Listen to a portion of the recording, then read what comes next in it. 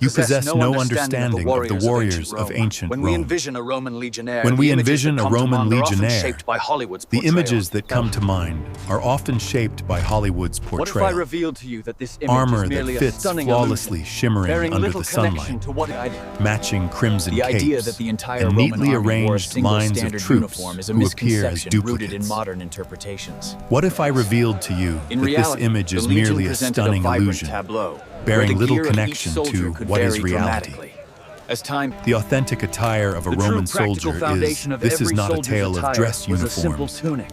It is a narrative of unassuming endurance yet in remarkable- unforgiving Wool environments. efficiently provides warmth Music. to the body, even when drenched This tale in the rain. unfolds as a Effectively relentless draws battle sweat and amidst the moisture away changing from weather. you.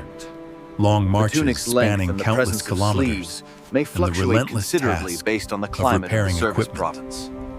Music. The tunic was cinched Beneath at the the waist, allure of adorned with a eagles and distinctive wide standards soldier's lies a leather belt, harsh reality featuring a that cingulum remains hidden, embellished with metal. Into often featured in films. encased in Stay formidable tuned metal armor. until the conclusion tunic of the served yet video to another discover the protective role true for the body. appearance of a legionnaire and experienced a complex relationship Legionnaires with needed his to possess a attire, minimum of 2 tunics recognizing among their it as both a loyal companion and a formidable adversary. Imagine if I revealed that all your assumptions regarding the look of a Roman legionnaire were completely misguided. The concept of the idea that the entire Roman army wore a single standard uniform is a misconception rooted in modern interpretations. In reality, the Legion presented a vibrant tableau where the gear of each soldier could vary dramatically, distinct from that of his neighbor in formation. The state supplied recruits with a fundamental array of equipment. However, the expense of this deduction was made from their pay. This indicated that soldiers found themselves in debt right from the outset of their service. Each piece of lost or broken equipment turned into a personal financial dilemma for them.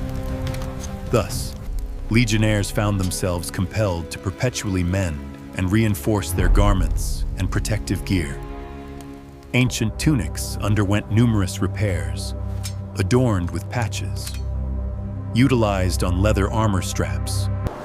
It was a force where the virtues of frugality and the art of mending were esteemed just as highly as the capacity to brandish a blade.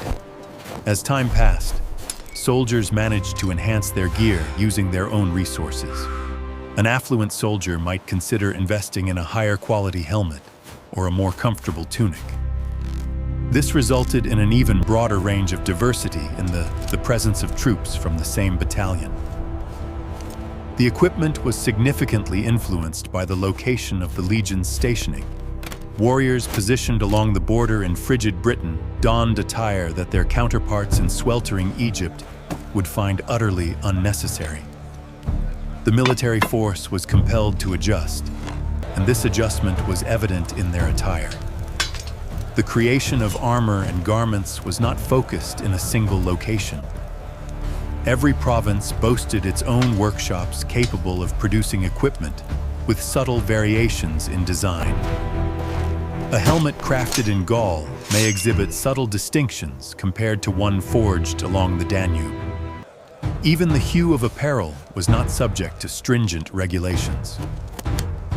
While the hue of red frequently evokes images of the Roman army, the majority soldiers probably donned tunics crafted from undyed wool, showcasing natural hues like beige, ash, or earth.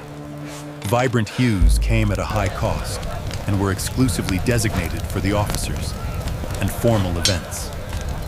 The army resembled a dynamic entity, its form ever evolving.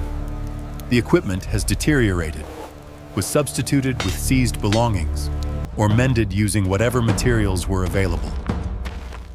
But the legionnaire on the march appeared not as a figure from a display, but as a robust laborer whose attire was his primary instrument. Consequently, the Roman army exhibited a remarkable unity in discipline and fighting spirit. Yet this cohesion did not extend to their attire. It was a collective of practitioners where practicality consistently overshadowed ritualistic conformity. It was this, the adaptability that contributed to its remarkable effectiveness. Your thoughts would be greatly appreciated. What are your thoughts on a system where were soldiers accountable for their own gear and its maintenance? Share your thoughts in the comments and remember to join the channel to ensure you catch all the latest episodes. Are you prepared to discover the astonishing, what is the reality behind the most fundamental yet essential piece of attire for a Roman legionnaire? Let go of the notion of being remarkable. Protective gear and headpieces adorned with feathers. The true practical foundation of every soldier's attire was a simple tunic. It was an unassuming yet remarkably practical and thoughtfully crafted garment that legionnaires donned beneath their skin, almost never removing it, day or night, constantly. The tunic transcended mere fabric. It became an essential second skin, a necessity for survival within the ranks of the army. It served as the cornerstone upon which the entirety of the legionnaire's attire was constructed, spanning from undergarments to armor. The primary and the sole material accessible for the mass production of tunics was sheep's wool, with its quality varying according to rank. This, the selection of the traditional option, was neither coincidental nor solely influenced by custom. Wool possesses distinctive thermodynamic properties that remain beyond the reach of other natural fabrics. It efficiently provides warmth to the body even when drenched in the rain, effectively draws sweat and moisture away from the skin to the surface, allowing for evaporation. It is an exceptionally resilient material, capable of enduring for many years. Wool proved to be the perfect choice for soldiers, unmatched in its practicality, demonstrated through millennia of application from Greece to Rome. The tunic's design was remarkably clever in its simplicity, the elegance of design. It was made up of merely two rectangular sections of rough fabric, of identical dimensions, stitched together with a straightforward seam at the shoulders and sides, arranged vertically with intentional gaps, left apertures for the head above, and extensions for the arms on either side. Simple garments with straightforward designs allowed for freedom of movement. The motion of the arms and legs, which played a crucial role in close combat with a sword and protection. The straightforward design also allowed for economical mass production and facilitated easy repairs. Any soldier has the capability to mend a tear or swap out a section of fabric on site without the help of a professional. In stark contrast to the common portrayals seen in films, not every legionnaire's tunic was a vivid red or scarlet hue.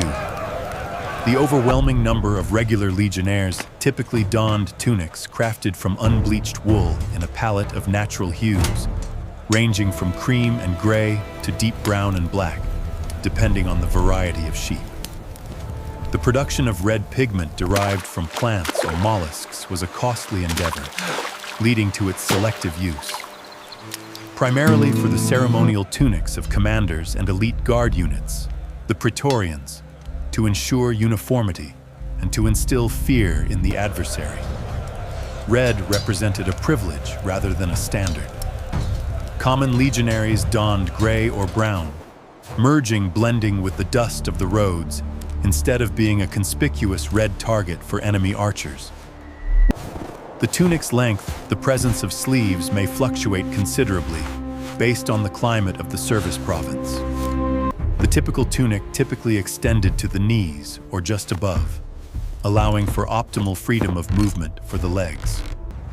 During the act of marching and running, in the chillier northern provinces, Britain, Germany, and Pannonia, soldiers were granted permission by their commanders to don tunics featuring long sleeves that extend to the wrist, providing additional warmth and safeguarding against the chill. Adjustment to the climate was allowed. A soldier encased in ice serves no purpose, thus practicality triumphed over conformity. Structure. The foremost priority was to ensure the legion's combat readiness under any circumstances. The tunic was cinched at the A-waist, adorned with a distinctive Legionnaires wide needed to soldier's possess a leather minimum belt, of 2 tunics among featuring their a personal cingulum effects. embellished with metal plaques. The belt serves not only a practical purpose, supported loose clothing, keeping it from swaying, while also providing a place to carry a gladius sword on the right side and a puyo dagger positioned on the left, hanging on hooks. It served as a significant and visible emblem of a soldier's rank and military standing. Connection. Civilians refrained from donning military belts. It was an honor and a mark of a soldier. To unbuckle it signified a retreat or a demotion, a loss of status, respect alongside the championship. Encased in formidable metal armor, the lorica segmentata, or the tunic, served yet another vital protective role for the body. It acted as a gentle, a soft layer that consistently safeguards sensitive skin from the persistent friction of rigid metal and tough leather components of the armor while in motion. Without a fabric lining separating the body from the metal, donning heavy armor carrying 15 to 20 kilograms for extended durations would have been sheer agony, leading to painful abrasions and infections. The tunic transcended mere clothing. It became a vital medical necessity, a barrier between the skin and metal, preventing wounds from one's own armor, which may seem paradoxical, yet was the truth of heavy infantry. Legionnaires needed to possess a minimum of 2 tunics among their personal effects. One for rugged daily use, labor, and combat, alongside another that is pristine and unblemished for formal events, processions, and evaluations. Clean clothing was rigorously crucial for upholding military discipline, ensuring proper appearance, and safeguarding the health of soldiers. A grimy, perspiring tunic that, neglecting to wash for weeks, can easily turn into a haven for skin diseases, rashes, fungi, and lice. An epidemic that could incapacitate entire cohorts without resistance was deemed unacceptable by the command. That meticulously ensured cleanliness. Each soldier took it upon themselves to wash their tunics as a regular weekly responsibility. Legionnaires diligently cleaned their soiled tunics in the nearby rivers or streams, scrubbing them vigorously with caustic lye derived from ash or other special substances. Absorbent varieties of clay, such as fuller's earth, serve as a rudimentary cleanser to eliminate grease and grime. The laundered garments were. Subsequently, it was laid out under the radiant sun for disinfection, arranged on heated stones or suspended from bushes within the camp. Cleaning was not a privilege, but an essential necessity. A pristine tunic signified well-maintained skin, thus ensuring one was prepared for battle. Warrior prepared to advance and engage, undeterred by the discomfort of itching and the agony of rashes. A tunic for a legionnaire was truly a culmination of all things in a single piece. Attire for constructing the camp, base layers from under armor, and even sleepwear for resting under the stars in a tent at night. It enveloped him like a second skin, intertwining with his sense of comfort and his preparedness for battle. It was reliant on its physical state, cleanliness, integrity, and dryness. It was exactly in the seeming simplicity of the cut and the adaptability of this unassuming piece of clothing that its genuine, brilliant repose. A single solution for every requirement. The essence of functionality refined to its utmost simplicity, pragmatism, and Roman thought. What did legionnaires wear beneath their tunics on their bare skin for the sake of hygiene? Did they? Is there anything that resembles contemporary underwear? Stay tuned for the captivating revelation that awaits in the next chapter. may surpass all your expectations regarding Roman intimate hygiene and astonish contemporary individuals. I am about to unveil a deeply personal and highly protected secret of the Roman military attire that remains largely unspoken. Within the confines of museums, modern individuals, so used to the comfort of underwear, find it challenging to even envision. However, Roman legionnaires completely lacked any form of underwear as we typically conceive of it. The ideas of underpants or long johns were entirely unfamiliar to their culture and were linked solely to barbaric tribes. The Gauls, Germans, and Scythians embodying the essence of untamed ferocity and regression. For a Roman, donning trousers was as disgraceful as it would be for a contemporary man to slip into a woman's gown. It was a source of deep humiliation, indecency, and an unthinkable affront for one who donned the toga, a member of the most remarkable society on the planet. The sole foundation of a legionnaire's undergarments was the term subligastulum in Latin. Ultimately, it was merely a basic loincloth, or a rectangular piece of linen fabric, akin to a towel, draped around the hips and between the legs, resembling a diaper or Japanese fundy. This simple yet elegant garment has been recognized by the Romans since the era of the enigmatic Etruscans. In the 8th century BC, it was commonly regarded as a characteristic of athletes in stadiums and gladiators in arenas. Individuals toiling under the relentless heat, engaged in arduous physical work. It was practical attire, not a symbol of prestige. Emblem.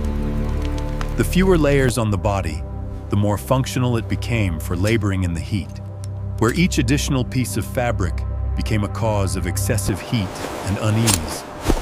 It is essential to recognize that the subligar was not a requirement.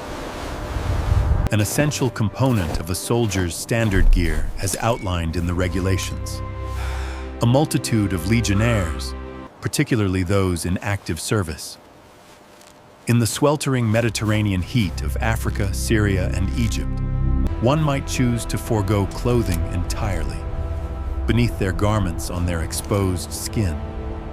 This guaranteed optimal natural airflow in the groin area and avoided excruciating skin chafing during relentless long marches of 25 kilometers each day.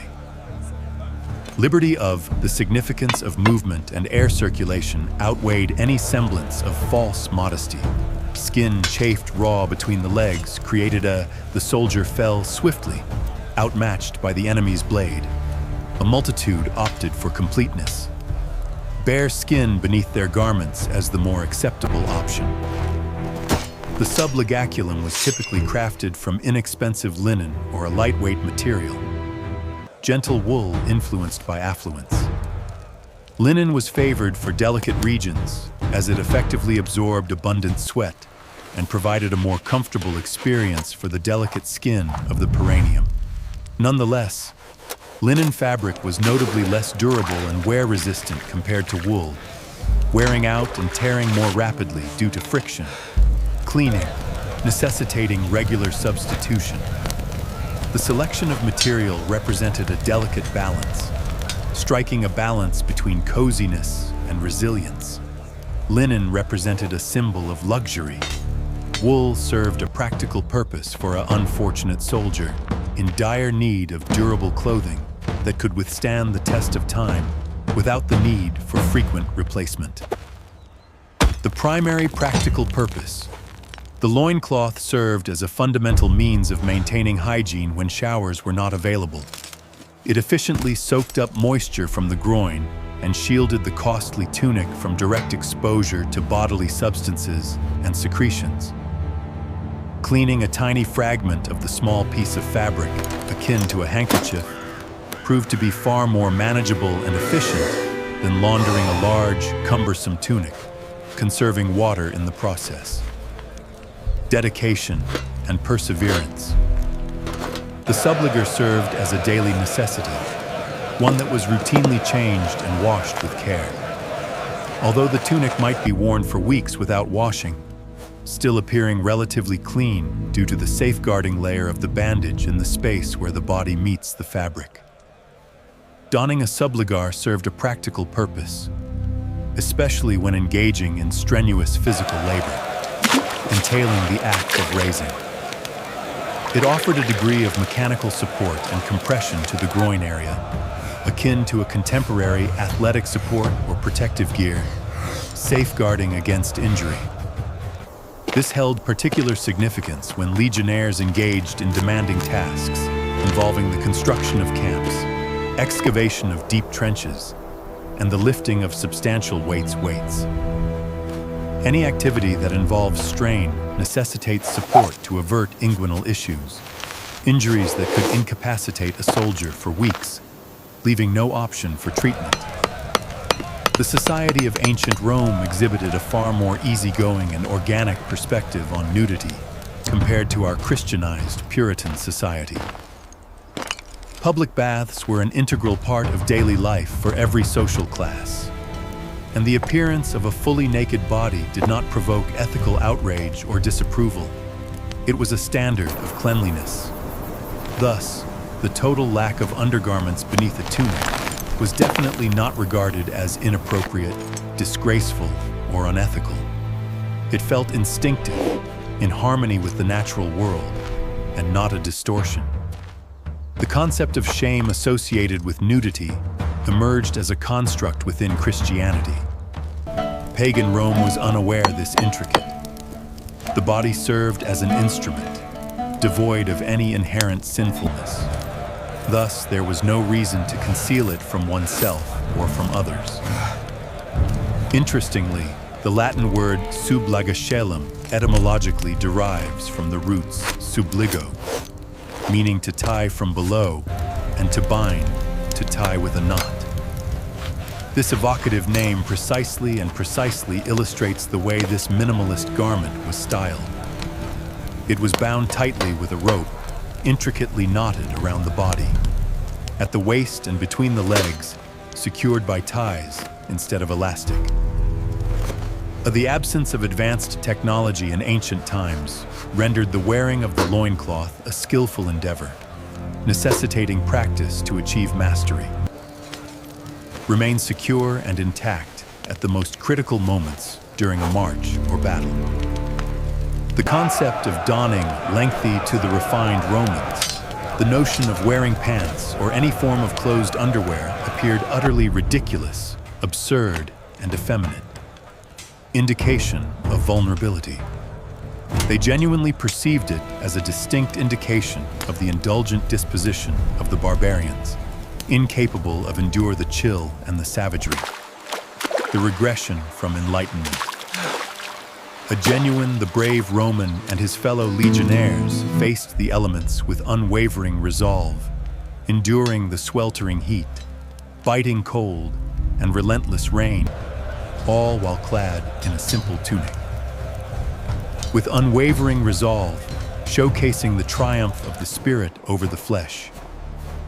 Trousers represented a surrender to the climate, a recognition of the frailty of the body, unbefitting a true Roman citizen, who embodies will and discipline overcame not just foes, but also the very forces of nature. Without the need for crude devices like trousers to shield from the chill. Therefore, the personal realm hidden beneath a legionnaire's tunic was characterized by a stark Spartan essence, simplicity devoid of superfluity. In the heat of battle, practicality and fundamental hygiene emerged as the foremost priorities.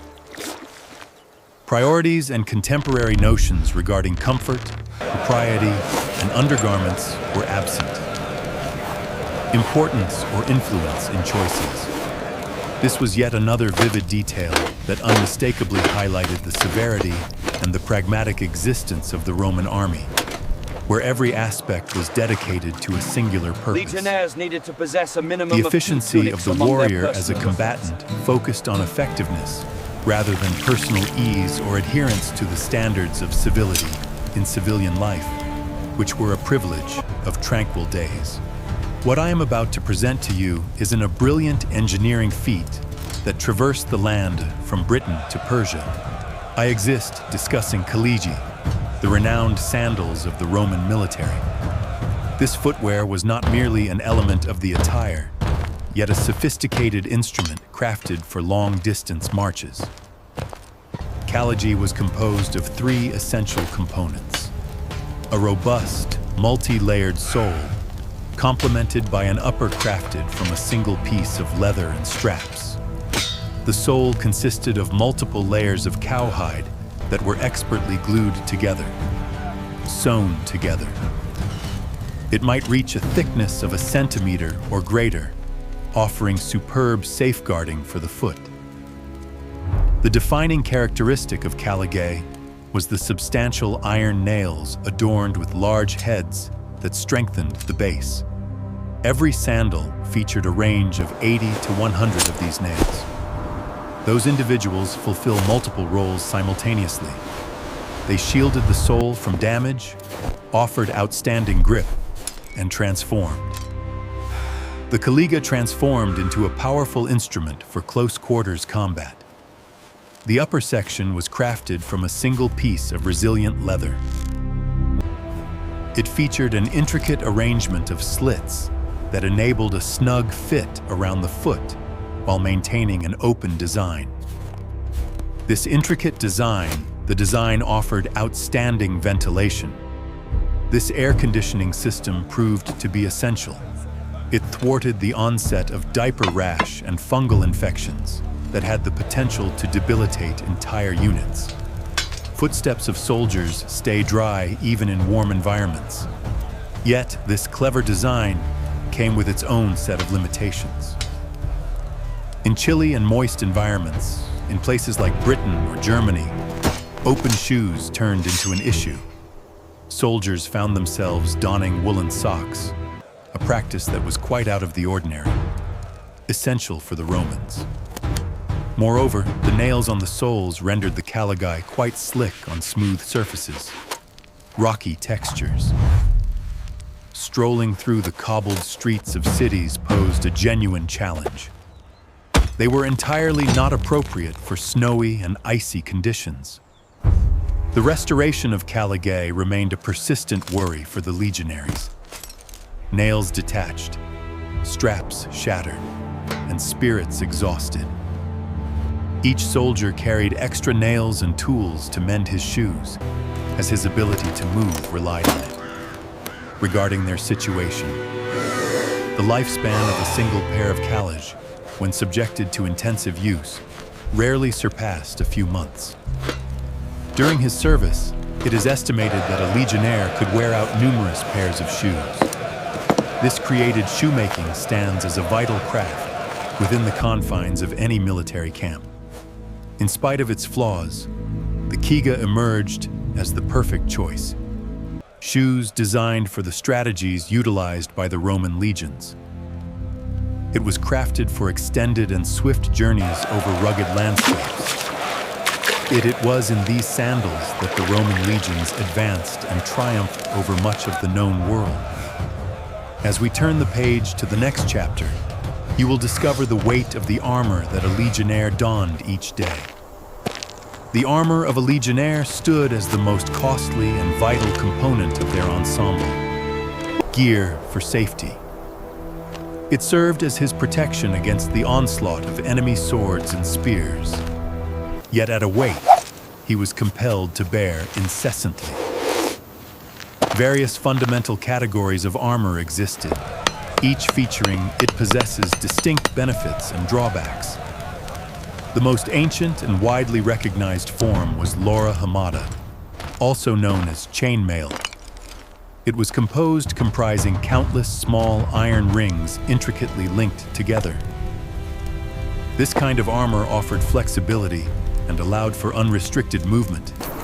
It allowed for fluid motion while offering solid defense against slicing strikes.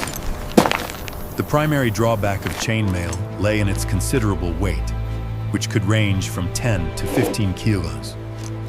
The burden rested predominantly on the shoulders, leading to significant exhaustion during extended wear.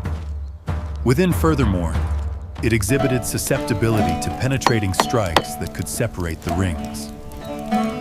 The most renowned variety of Roman armor is the lorica segment is segmented. The armor was crafted from horizontal metal plates, intricately linked together by leather straps and buckles. It offered outstanding defense against a variety of weaponry. The lorica segmentata had a weight of less than 9 kg, making it lighter than chainmail, and improved the distribution of weight throughout the body. Nonetheless, the construction proved to be quite intricate. The numerous leather straps demanded ongoing attention. They were drenched by the rain and malfunctioned at the most inconvenient times. Fixing. The segmentation in the field posed a significant challenge. Fixing a ripped strap or swapping out a damaged buckle was significantly more challenging than adding a new link to chainmail.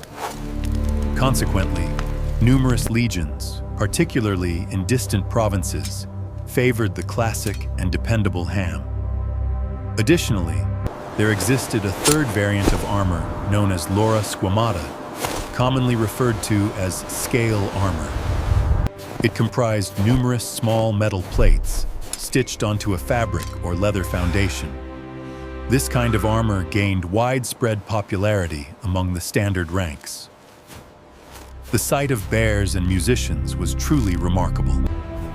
All, irrespective of the type, armor necessitated meticulous upkeep. Following every battle or campaign, it was essential to rid it of dirt and rust. Warriors utilized sand and oil to maintain their armor's functionality. Donning armor in sweltering conditions posed a significant challenge. The alloy warmed by the sun, the absence of airflow resulted in excessive heat. The garment beneath the armor would transform what safeguarded the head of a Roman soldier. The helmet, or gala, was more than merely an intricate piece of engineering, the design of which was continually refined through intense and challenging experience in battle. Their form shifted to embody the emerging dangers confronting the empire. Early Roman helmets, like the Monteforino type, was characterized by its simplicity and functionality. They possessed a hemispherical form, complemented by a modest neck guard and enormous cheek protectors. Their primary function was to shield from impacts from above. Yet, as the empire grew, the Romans faced unfamiliar adversaries. The Gauls, for instance, struck with formidable downward force. In reply, Roman armorers crafted the renowned imperial Glick helmets, featuring a fortified top.